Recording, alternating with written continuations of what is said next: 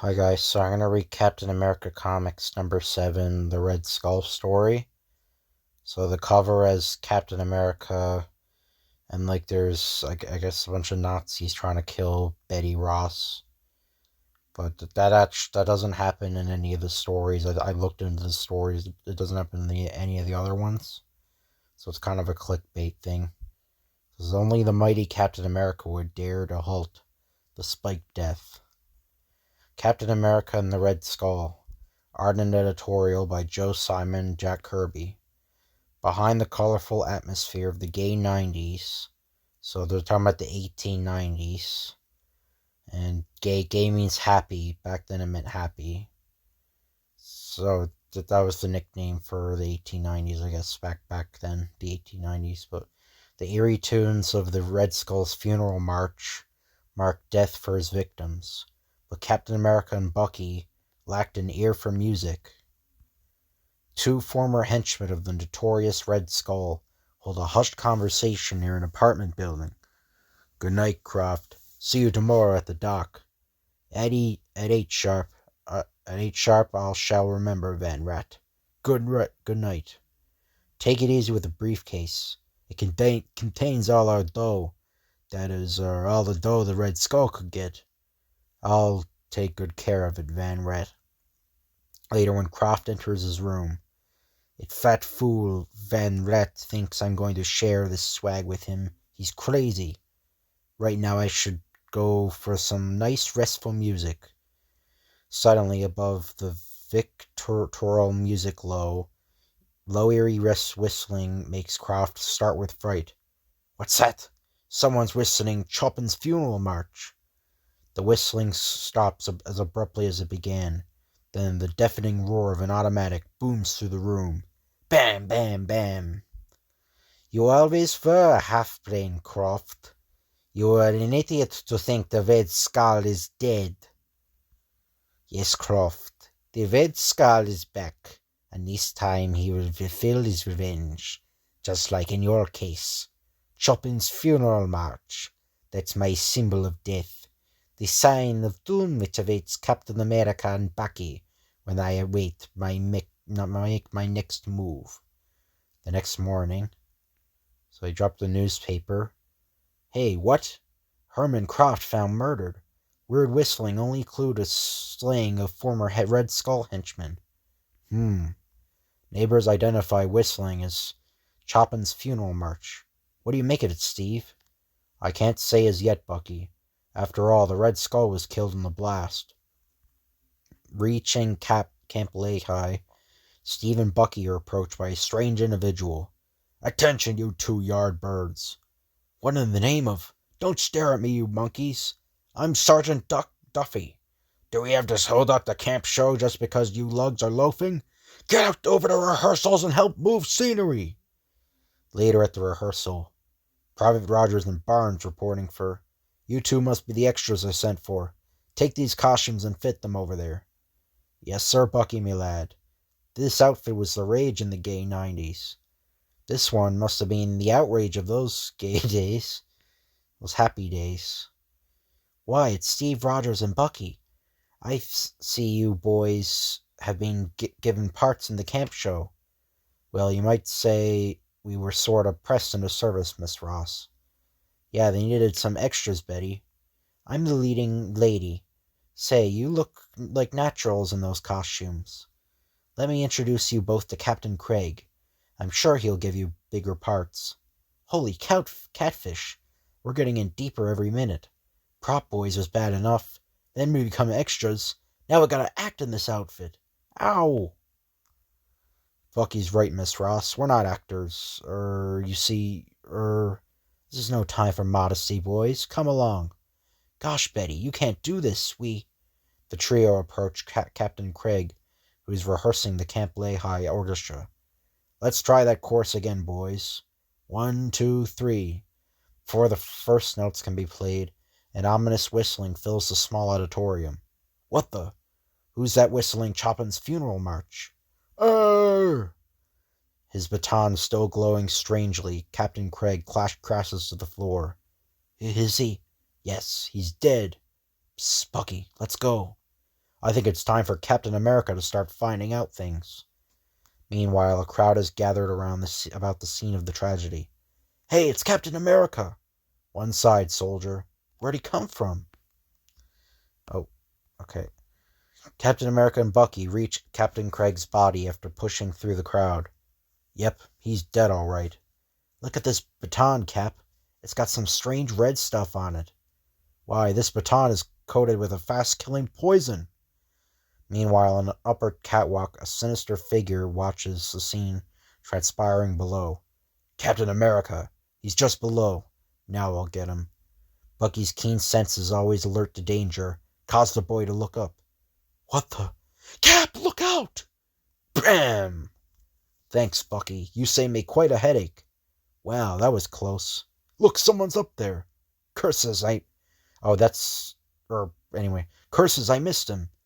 Like twin bolts of lightning, Captain America and Bucky streak into action. Hang on, Bucky. Up we go. After him, Bucky. Not so fast, mister. You got some explaining to do. Foolish brat. Take this. All right, sonny boy. You've done your whistling. Now start singing.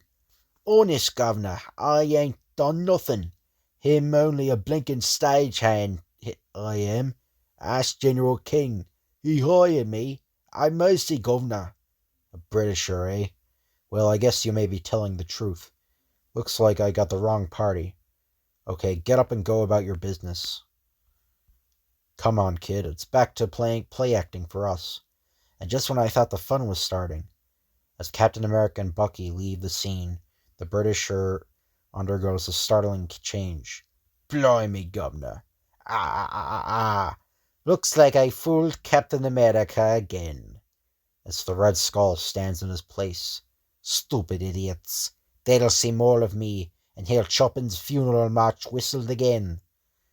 Agile as a cat, the Crime King stealthily works his way to the ground unseen. Sometime later, the Red Skull keeps a rendezvous with his thugs. Hello, boss. We've been waiting for you. Then you can stop waiting and get to work. I just left a dead captain back there, but he wasn't the last on my list tonight. We visit General King. Geez, boss, that's sort of risky. Nothing's risky when I handle it. America's best military experts must be wiped out. The American army will be leaderless and at my mercy when I am ready to strike. Back at Camp Lehi, the rehearsals for the army plan continue. Where did you two disappear to? Well, you see, Betty, we had some chores to do for Sergeant Duffy. Come on, Rogers, Miss Ross. I haven't got all day. Let's rehearse that big love scene. Huh?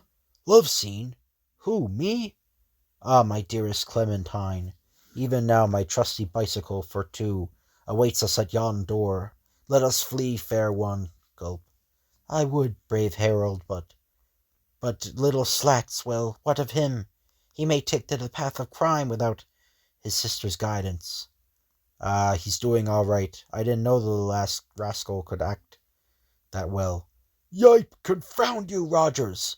Will you stop ad-libbing and speak the lines from your script?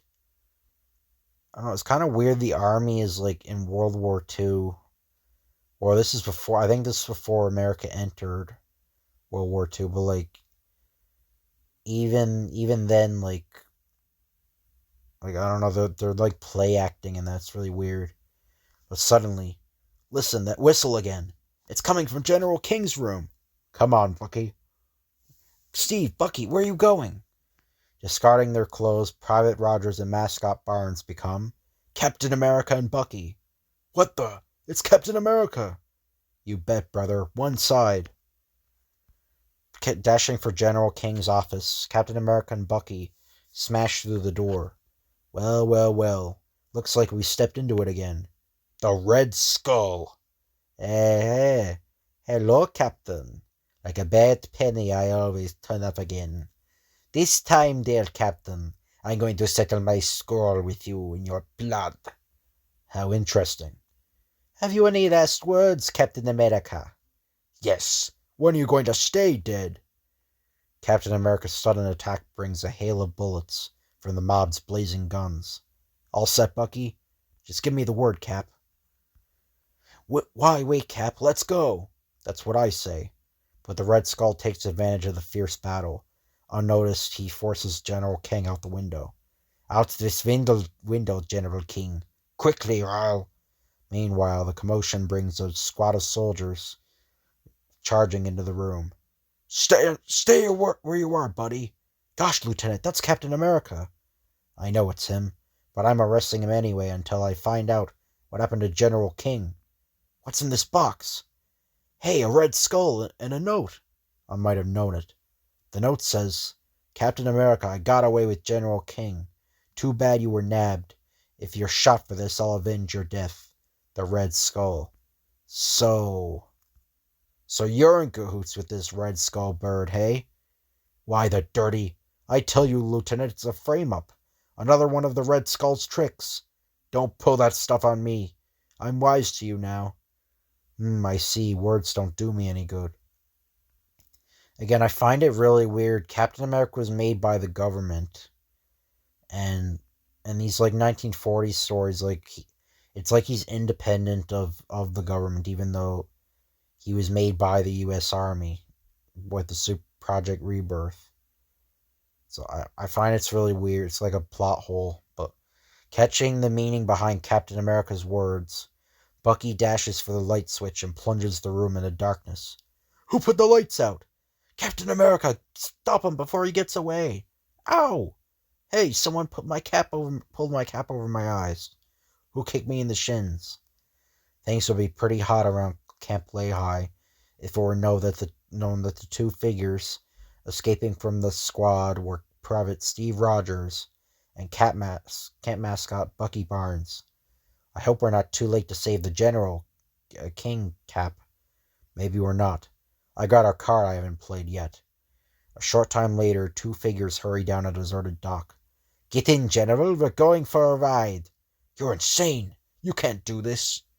Suddenly, the Skull turns in startled surprise. No! It's impossible! How did you get here? By carrier pigeon, wise guy. Another of the Captain America's powerful blows sends the Red Skull spinning into the murky river. Captain America dives into the river after the Red Skull, but finds no sign of his enemy. Say, Cap, I just remember the Red Skull can't swim. I can't find him. He must have drowned. Oh well, good riddance. The world is better off without him. I guess you're right, Bucky. Now, to get you back to camp, General, I gotta straighten things out with some of your men. Leave that part to me, Captain. I'll be more than glad to clear your name. The next day, Betty Ross hails Steve Rogers and Bucky Barnes during the Army play rehearsals. Oh, Steve, did you see the wonderful news? Gosh, can you beat that? Captain America rescued General King and finished off the Red Skull. That certainly was neat work. He's marvelous. Gee, if I were only like him. If I quit dreaming, Barrymore, we're on. So long. We'll be seeing you next month, kids. Success is Captain America's for the present, but the dreaded Red Skull really dead? Or will he return once more as a far greater menace than ever? Don't miss Captain America and Bucky and their exciting adventures next month. So, that's the end of this video. I hope you guys enjoyed.